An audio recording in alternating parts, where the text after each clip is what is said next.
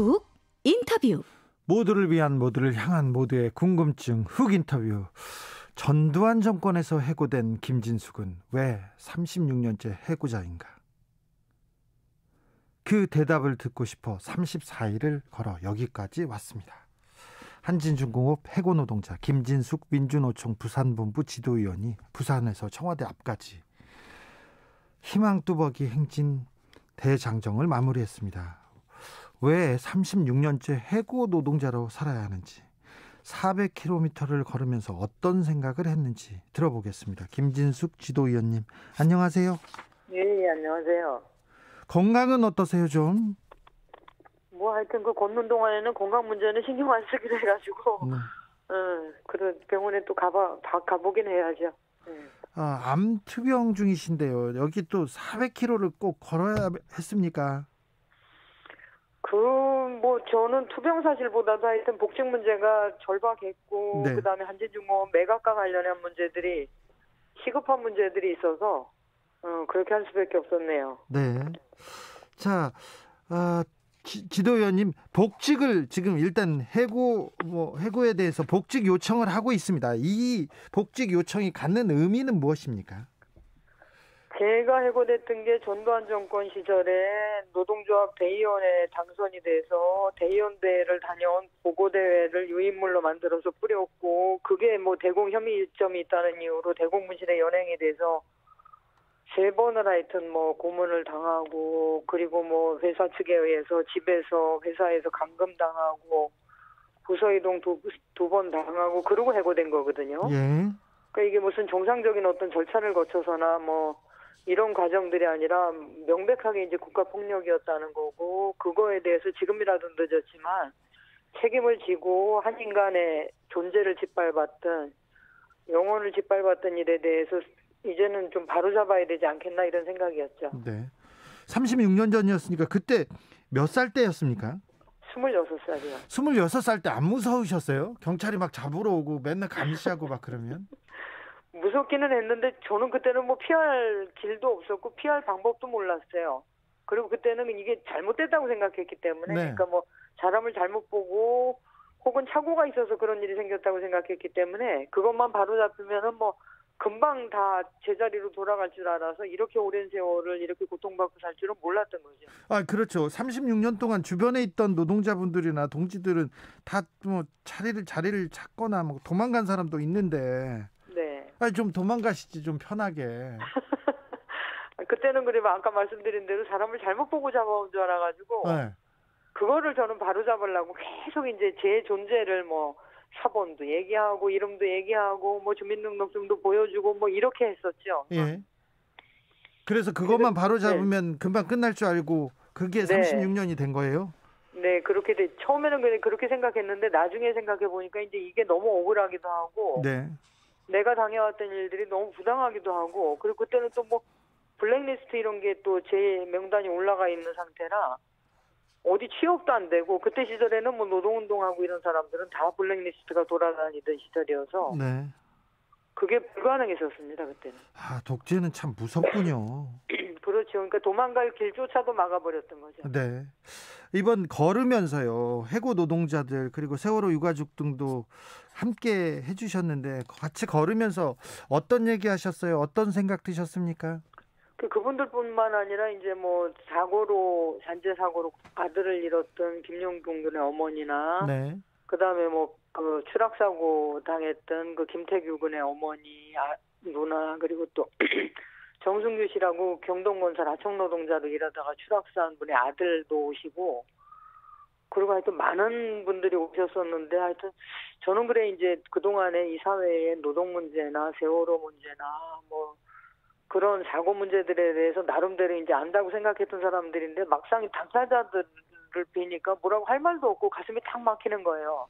네. 그래서 이런 문제들이 이렇게 오랫동안 해결되지 않고, 그리고 더군다나 이제 안전을 최우선으로 하겠다는 대통령이 당선된 나라에서도 이 문제들이 해결이 안 되면 도대체 이건 언제 해결이 되는 건가? 예. 어제 제가 청와대 앞에 가서도 이제 세월호 유가족들을 보고 목이 메이더라고요. 그러니까 이분들은 도대체 어떻게 언제까지 이러고 살아야 되나? 예.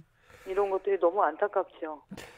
청와대 앞까지 행진하셨고요. 지난해 10월에는 문재인 대통령에게 같이 있었던 우리가 어디서부터 갈라져 서로 다른 자리에 서게 된 걸까요? 하면서 편지를 띄웠는데요. 네. 대통령한테 편지를 띄운 이유는 뭡니까?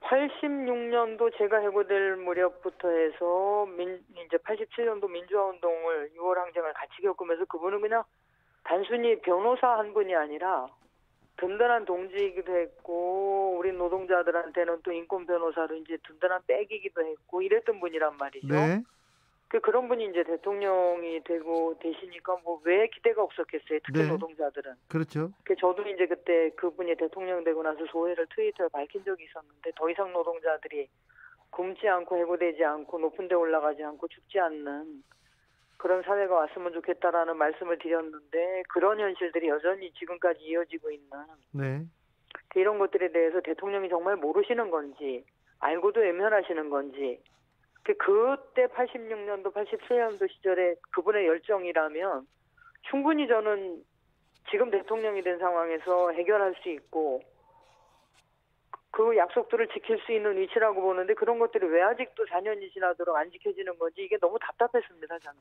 예. 대통령이 정부가 어떤 책임이 있다고 보십니까? 한진중공업만 하더라도 재해고될 무렵의 상황들이 명백한 국가폭력이었고 예, 그럼 그거에 대해서 이제 정부가 일정하게 저는 뭐 책임을 져야 될 일이 있다고 생각을 하고 특히 한진중공업 같은 경우는 매각을 앞두고 있는 상황에서 지금 산업은행의 관리 체계거든요. 예, 그 산업은행의 또 경영 주체기도 하고 최대 주주기도 하고. 지금 한진중공업 사측에서는 처음에 그랬었어요. 산업은행이 저해 복직에 대해서 반대한다. 예. 그리고 이동걸 산업회장이 저해 복직에 대해서도 여전히 가이드라인을 제시하고 있는 게 확인되고 있는 상황이고. 아, 그렇습니까? 네, 그러니까 그런 상황에 대해서 정부의 책임이 있다고 지금 토크를 하고 있는 거죠. 네. 정부에서 조금 의지가 있으면 그러면 이 문제는 금방 풀 일이라고 보십니까? 예, 그래서 저희가 이제 뭐 국무총리 면담도 하고 국회의장 면담도 하고 여당 대표 면담도 하고 이랬는데 네. 처음에 말씀들은 이제 다 최선을 다하겠다 뭐 노력하겠다 이렇게 말씀을 하시는데 아직까지 아무 변화가 없습니다. 그래서 지난번에 이제 제가 국회에 국정감사 때도 출석을 했었는데요. 그때도 뭐 고용노동부 장관이나 경산호위 문성현 위원장이나 똑같은 말씀들을 다 하셨더랬거든요. 예. 근데 여전히 뭐 상황은 가로막혀 있는 상태고 오늘도 교섭이 있었다고 얘기를 들었는데 사측은 여전히 똑같은 얘기를 하고 있고 예. 그래서 오늘 교섭도 결렬됐다는 소식을 들었습니다. 정부라고 볼 수는 없지만 민주화운동 관련자 명예회복 및 보상심의위원회에서 지도위원님한테 해고는 부당 해고이니까 복직을 권고했는데 사측에서 지금까지 응하지 않고 있다 이렇게 얘기하는데 예, 2번 권고를 했었죠. 예? 그래서 저도 그 이유가 궁금해요. 그러니까 사측이 그 부당해고에 대한 복직 권고뿐만 아니라 부산시의회에서 여야가 예? 만장일치로 결의문을 채택하기도 하고 그다음에 국회 환노위 차원에서 또 결의문이 나오기도 하고 그다음에 이제 국가인권위원회 최영애 위원장님이 또 이 김진숙의 해고는 명백한 국가폭력이라는 입장을 또 밝히기도 하셨고 그다음에 뭐 시민사회나 종교계나 뭐 사회 원로들이나 여성계나 뭐 다. 네. 하여튼 다 목소리들을 내고 있는 상황에서도 한진중공업만 유독 이렇게 외면하고 있는 이유가 뭔지 저도 궁금했는데 저는 뭐 추측하건대 하여튼 감정의 문제라고 생각을 해요 우선은. 예. 그러니까 2011년도에도 뭐 그 정리해고를 하고 자기네들은 수빅으로 가고 싶었는데 그게 이제 또 저에 의해서 가로막히고 그다음에 민주노조도 자기네들은 어떻게 해서든지 깨고 싶었는데 그게 뜻대로 또 안 되고 제가 복직하는 일이 곧 민주노조가 다시 이제 기세를 잡는 이렇게 판단하는 것 같습니다. 그러니까 예. 지금 이제 복수노조 상황에서 사측은 진짜 온 공과 돈과 노력을 다 들여서 기업노조를 만들어놔서 그걸 유지하고 있는 상황인데 민주노조로 다시 주도권을 뺏기게 되는 것들에 대한 염려가 아닐까. 특히 매각을 앞두고는 그런 염려들을 크게 하고 있는 것 같습니다. 제가 판단할 때. 정부나 각종 위원회, 시민사회단체는 나름대로 노력을 하고 있는데 회사 측에서 그냥 뒤로 돌아 앉아가지고 말을 안 듣는 건 아닙니까? 그렇겠죠. 근데 저는 지금 회사를 움직일 수 있는 건 산업은행이라고 보거든요. 예.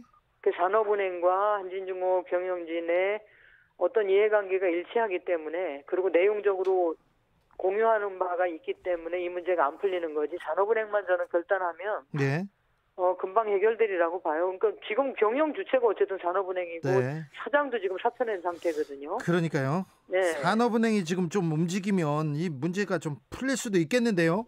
그러니까 산업은행을 움직이는 건 또한 정부라고 저희들은 판단하고 있는 거죠. 네. 네. 그래서 지금 정부에 그리고 대통령한테 계속 외치는 거고요. 예, 예. 저 희망버스 때 그 한진중공업 영도에 있는 한진중공업 저도 갔었습니다. 네, 네. 그런데 그 크레인에 얼마나 계셨죠? 309일이요. 그때 좀 고통스러웠을 텐데. 그렇죠. 네. 저기 2차례 감옥에 가셨고요. 그다음에 5년의 수배 생활, 그다음에 크레인에서 고공농선, 이번엔 또 400일 행진까지 계속 싸움을 포기하지 않고 계속 해오고 있습니다. 근데요, 인간적으로 하나만 물어볼 텐데 가장 힘들었을 때는 언제입니까? 대공무실에 갔을 때가 제일 힘들었죠. 그러니까 그때는 뭐 영문을 모르고 그런 폭력들을 당하고 진짜 피떡이 되도록 맞고 나오고 또 거길 또 끌려가고 이런 상황이었으니까 네. 그때는 무섭기도 무서웠지만 좀 힘들기도 하고 뭐 이래서 제가 뭘 알고 당하는 건 그래도 좀 나은데 네. 영문을 모른 채 그렇게 당하니까 많이 맞고 고문당하고 그러셨어요? 그렇죠. 아니 근데 네. 김진석 의원 이게 가냘픈 이게 그 여성 노동자한테 그냥 폭력을 막 가했습니까? 아유 그때는 그런 구분이 없었죠. 지금도 온몸에 그렇게 흉터가 다 남아 있는 상태인데 그런 부분들에 대해서 저는 지금이라도 누군가가 책임지고 회복해야 된다고 그렇죠. 생각해요. 예, 국가의 폭력에 대해서는 누군가는 반성하고 누군가는 바로 잡아야 될 거 아닙니까? 지금이라도. 그렇죠. 예. 자, 35년이 지났습니다. 35년이 지났는데 그때와 지금의 노동 현실 비교하면 어떻게 달라졌습니까? 아니면 어떻게 달라져야 합니까? 그때 저는 그래도 뭐 화장실도 없고 식당도 없는 공장에서 일을 하긴 했지만 정규직이었고 네.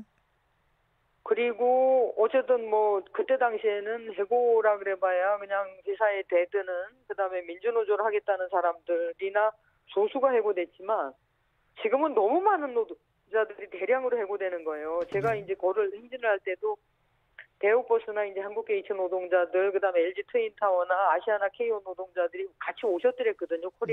코레일 네트워크나 이분들이 다 수백 명씩 대량 해고된 노동자들입니다. 네. 그런 일들이 아무렇지도 않게 정리해고라는 이름으로 자행이 되고 있고 그리고 비정규직들이 너무 많아진 거예요.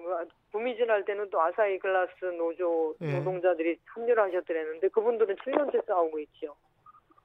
그다음에 뭐 울산의 그 소진 노동자들도 작년에 해고된 채 지금까지 다 쫓겨난 채 싸우고 있죠. 예. 그러니까 이런 집단 해고들이 너무 빈번하게 일어나고 있고 한진중공업도 매각이 예를 들어서 지금 산업은행이 추진하는 대로 투기자본에 의해서 투기자본으로 동부건설 컨소시엄으로 넘어간다면 또 정리해고할 거란 말이죠. 예. 그러니까 일자리를 지키는 일에 최우선을 하겠다는 정권 아래서 산업은행이 주도하는 매각의 과정들에서 왜 노동자들의 의사는 단 한마디도 반영되지 않고 그들의 생존권은 왜 최우선되지 않는가에 대해서 저는 의문을 제기하는 거예요. 그래서. 네. 자, 돈이 돈을 벌고 땅이 돈을 버는데 노동은 존중받지 못합니다. 그렇죠. 노동이 존중받는 사회가 올까요? 우리는 어디서부터 변화해야 할까요? 저는 우선은 이번 일을 겪으면서는 정말 시민사회는 아무 문제 없다고 생각해요. 그러니까 뭐 시민들이 각성해야 된다, 시민들이 나서야 된다 그러지만 우리나라만큼 훌륭한 시민들이 어디 있습니까? 그럼요. 그렇죠. 촛불로 또 정권을 바꾸기도 하고 뭐 이렇게 물불 안 가리고 정의를 위해서 투쟁하는 시민들이 있는데 문제는 요지부동인 국회와 재계. 예. 이번에 중대재해기업처벌법에 대해 보셨겠지만 아니 유가족들이 그래 29일을 단식을 해가면서까지 법 제정을 요구하는데 결국은 누더기 법안이 되고 재계 입장들이 대거 반영이 되는 돈과 재계의 힘은 계속 세지고만 있습니다. 그러니까요. 그런 부분들이 변하지 않으면 저는 힘들 거라고 생각을 하죠. 계속 저 같은 노동자들은 또 평생을 싸워야 되고요. 조혜숙 님이 다른 나라에서는 제가 살아보지 않아서 모르겠습니다. 그런데 우리나라의 기업들은 직원들을 복사기, 정수기 등 비품 취급하는 것 같습니다. 고장나거나 네. 불필요하면 그냥 버려지죠. 슬프고 아픈 현실입니다. 이런 문자를 보내셨어요. 마지막으로 김진숙의 꿈은 뭡니까? 김진숙이 꿈꾸는 세상은? 저는 우선 저 개인적으로는 36년 동안을 빌어왔던 소원, 복직이 이루어졌으면 좋겠고요. 그다음에 노동자들이 일터에서 다치지 않고 죽지 않는, 그리고 해고되지 않는, 그리고 비정규직이 없는 세상이 됐으면 좋겠습니다. 네, 알겠습니다. 우선 아프시니까 이제 빨리 좀 몸 좀 챙기세요. 이제 좀 그만 좀 걸으시고 어디 올라가시면 안 됩니다. 속상해서 그랬어요. 네. 지금까지 김진숙 민주노총 부산본부 지도위원이었습니다. 감사합니다. 네, 고맙습니다. 네. 나비처럼 날아 벌처럼 쏜다. 주진우 라이브.